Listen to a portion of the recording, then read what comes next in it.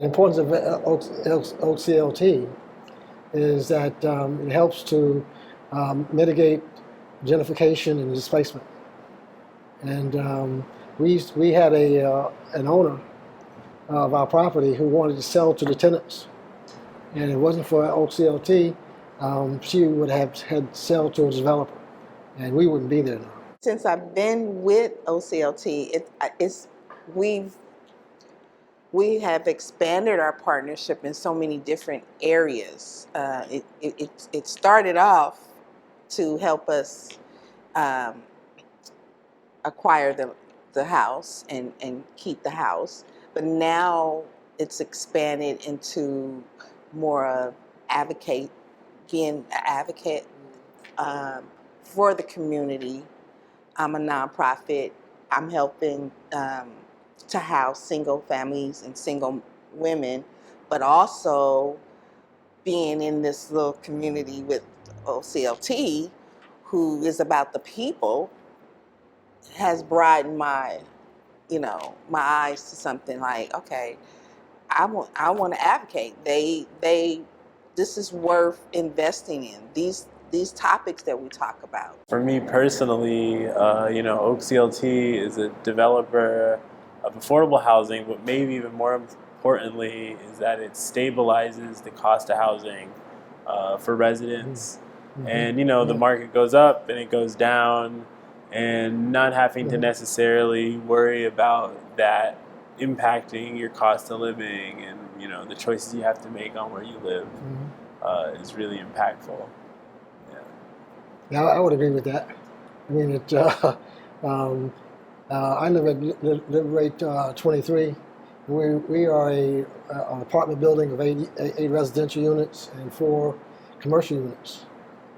And what it's meant for us is that we have stabilized housing now, and we have an opportunity now to organize ourselves as tenants, whether we're commercial or residential, into our own nonprofit, to assume ownership of the development, of the improvements, I should say.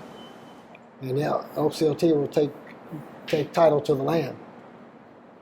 And so we're in the process of moving in that direction to become owners of the building at some point in the future. Which to me sounds like generational wealth, equity, investing in your own community. That's what OCLT is all about, I think. And we may get a slice of the equity. We're not really into this having a stable roof over our head rather than a profit, But we may get a slice of the equity, though. That's a real thought. The opportunity there, especially with working with the land trust. For me personally, I'm on a really small lot, so I don't know how much we'll be able to expand or build upon it, but the bigger lots offer really good opportunities for a community-based developer. If you think about the land trust in that way, of being able to kind of lead in creating more units of housing in that space, or just finding other good uses for it, but also just ensuring that that ownership remains in the community. And like you were saying, Phoenix, like that equity that residents are able to kind of share, and not in a profit-driven kind of a way, but just a way to kind of create stability. And that's not something that's necessarily offered in other models of affordable housing, where it really is just a landlord-renter kind of relationship in a different name kind of a thing. With the land trust, it does much more feel like community and feel like shared collective ownership. We have a big, huge lot.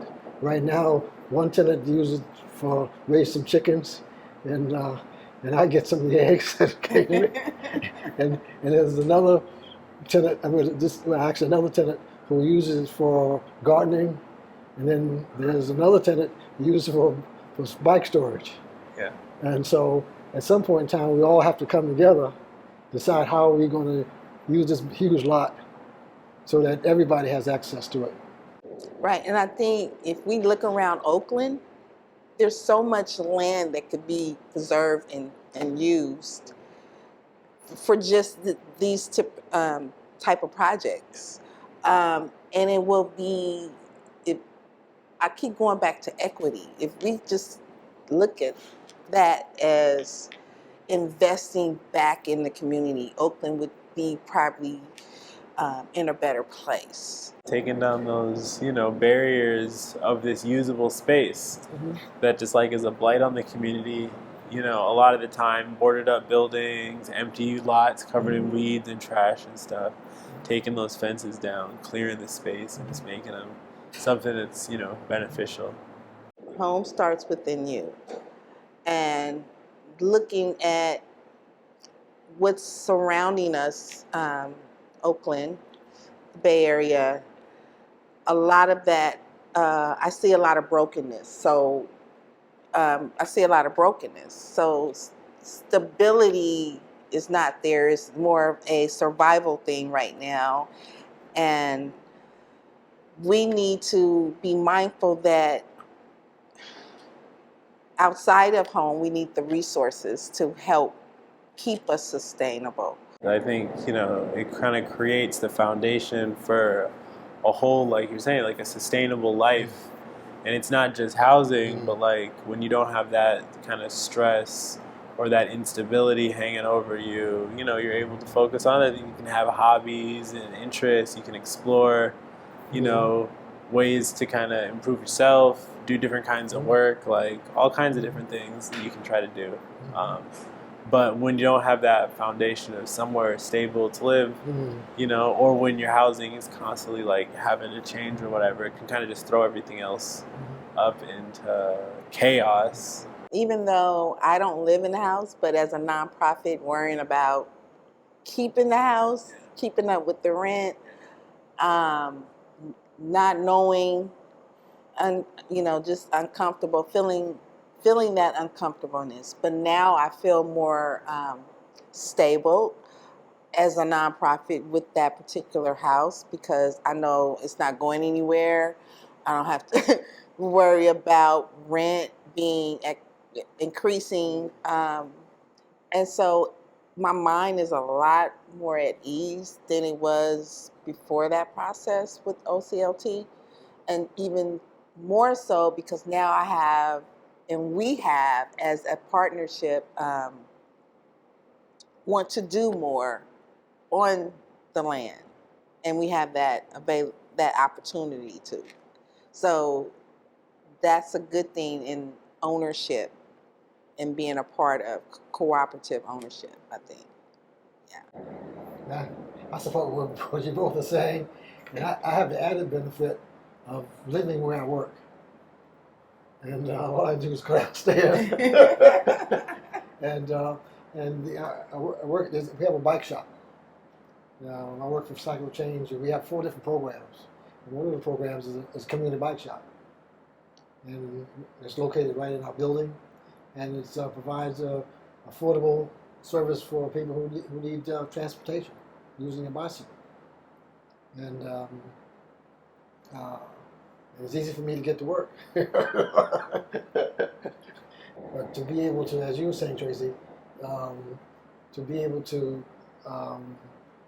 have housing, I'm not worried about the rent going up right now. And if it does go up, then I have a vote to, on how much it's going to go up and for what reason. Generational wealth starts by as a whole coming together to create these communities where we have ownership of where we live. We build, we plant, we invest within the community. We have to teach. We have to bring back these certain resources to create hope, positivity back into the community. What I like about what you're saying and what OCLT is all about in terms of being a housing justice organization. Right. We live in a capitalist society, and we're it's dog eat dog, very competitive, And an organization like OCLT needs to be better funded, both from privately as well as from publicly, to Stakeholders. yeah, to do what like Smar's living right now, and like what you're talking about, and where I'm at. But people have to sort of work together, even though we live in different places. We're all part of that OCLT. My involvement with them has opened up my vision to see the bigger picture. And what I mean by that, working with them on trying to find affordable housing, permanent housing, cooperative housing, whatever it may be, through the land trust, for the women that I serve, because that creates generational wealth, right? At some point, they become ownership of their permanent housing, because that's the whole thing, not just to have temporary housing, but permanent housing. Then that creates that generational wealth within the community, within themselves, and they become stable.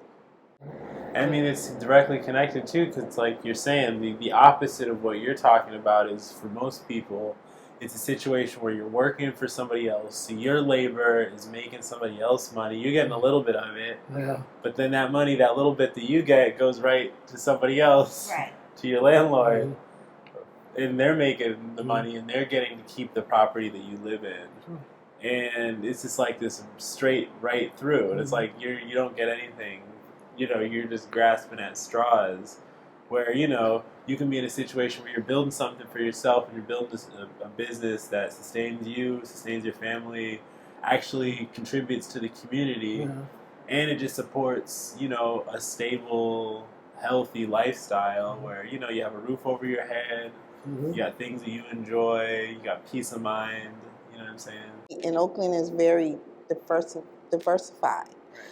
I mean, we are cultural and it's a beautiful city, and I think the people make it a beautiful city. Because it's diverse, right? But the question is, why are you pushing us out? Right.